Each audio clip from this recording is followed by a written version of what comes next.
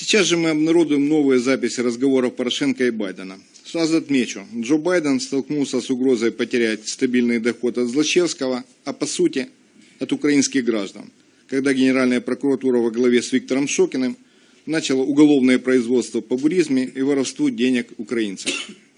К Байдену подобрались настолько плотно, что он ради сохранения абонплаты от Злочевского пообещал Порошенко 1 миллиард кредитных гарантий. Еще раз. Байден ради собственной прибыли распорядился чужим миллиардом, который Порошенко с радостью принял и освоил на своих предприятиях Богдан и Ленинская кузня, а взамен уволил Шокина. Вторая угроза для Байдена возникла после президентских выборов в США и его ухода с поста вице-президента.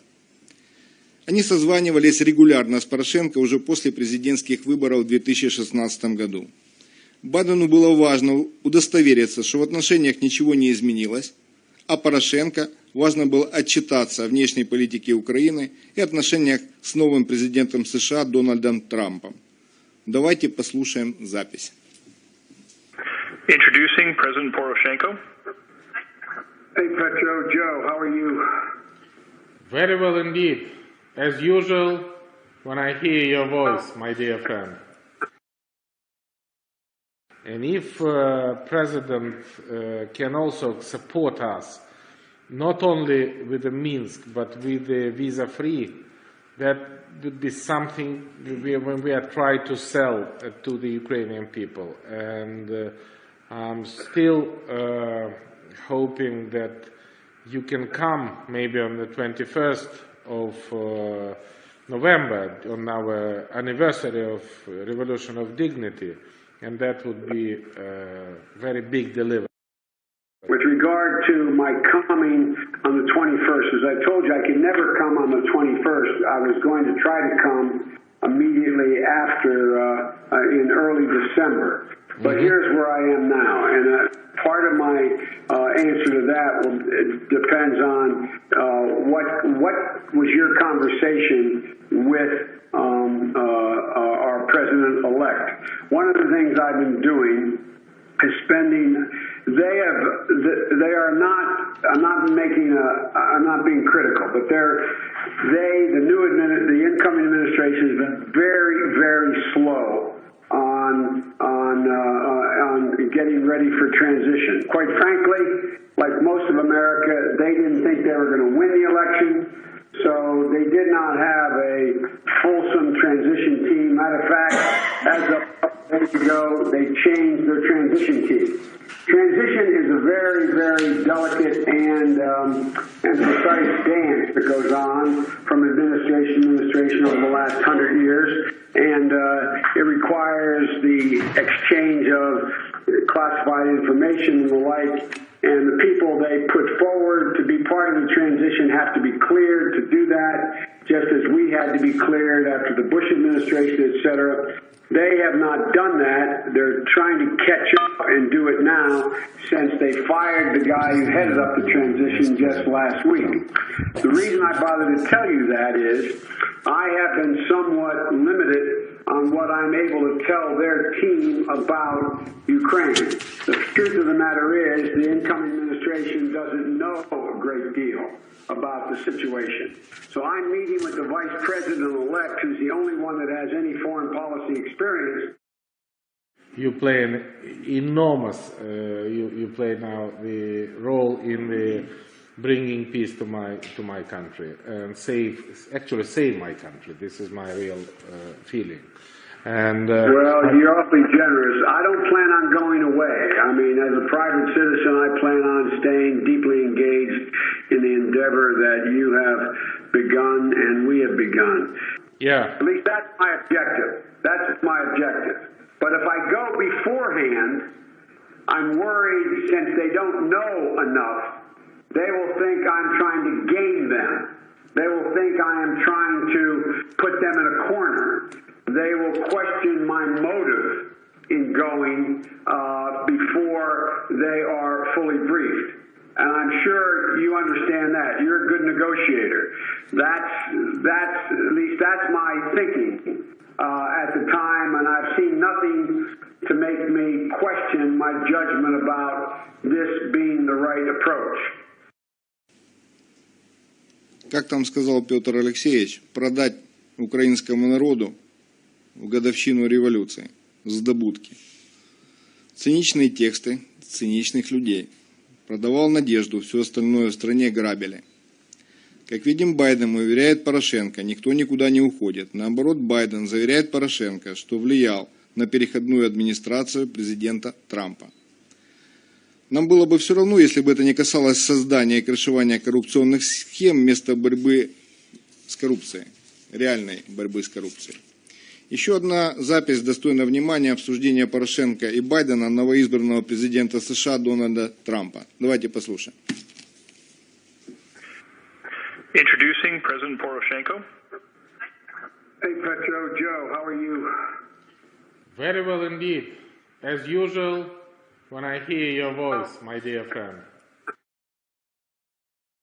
Tell me about your conversation, if you can, with Trump. I told him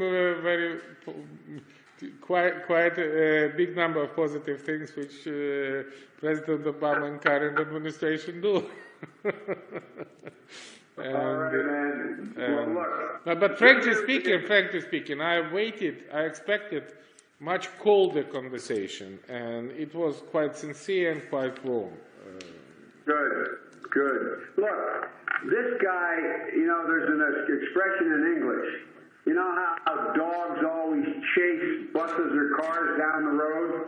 You know, a bad dog will chase a car down the road. Yeah. Well, there's an expression in English. He caught the car, and he he's the dog who caught the car. Didn't know what the hell to do. He doesn't know what the car's made of or what's in it. So we have a real chance here of making him a hero. Действительно, называть президента своей страны собакой, бегущей за машиной, а второму подхихикивать – это признак настоящих государственных мужей с высокой культурой государственности. Удостоверившись, что все в порядке, Байден и Порошенко признаются в ментальной любви друг к другу, присваивают друг другу звания и восхищаются друг другом. Давайте послушаем. Introducing President Poroshenko. Hey, Petro, Joe, how are you? Very well indeed. As usual, when I hear your voice, my dear friend. So, but you become a good friend, and we understand each other. And like I said, even after I'm out of this job, I'm committed to the independence of a new and non-corrupt nation state that, God willing, kids are going to be singing songs about you 30 years from now. Joe, thank you very much indeed. And You think I'm not kidding. Think about this. You're the first one who has a chance to actually set up a corrupt-free, democratic nation of Ukraine. Jesus, what a hell, man. I'm going to go down as a great vice president. I'm not going down as a founder of a country, man, a father of a country. So I'll trade places with you, okay? I'd like my grandkids to read about me in the history books. Yours are going to read about you. I'm very proud to hear that. If you allow, I transfer these words to my wife. She should also be the same proud of me like you. All right, I'll talk to you soon, Petro. Thank you. Introducing President Poroshenko. Oh, Joe Biden here. Dear Joe, that's a real great pleasure to hear you again. Petro, I miss talking to you every week. How are you, my friend? Very well indeed. All the time when I meet with my team, I mention your phrase about father founder of the nation. Yeah, you should know that you are very famous and very popular. Words.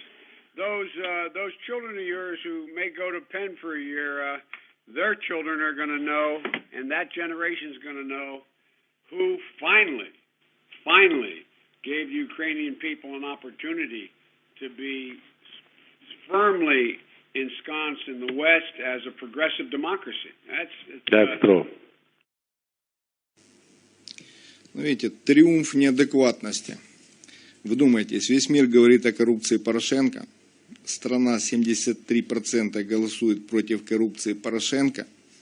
Зеленский на стадионе кричит про приговор, а бывший вице-президент США вылизывает мальдивского патриота, называя его отцом нации, и предлагает писать про него поэмы.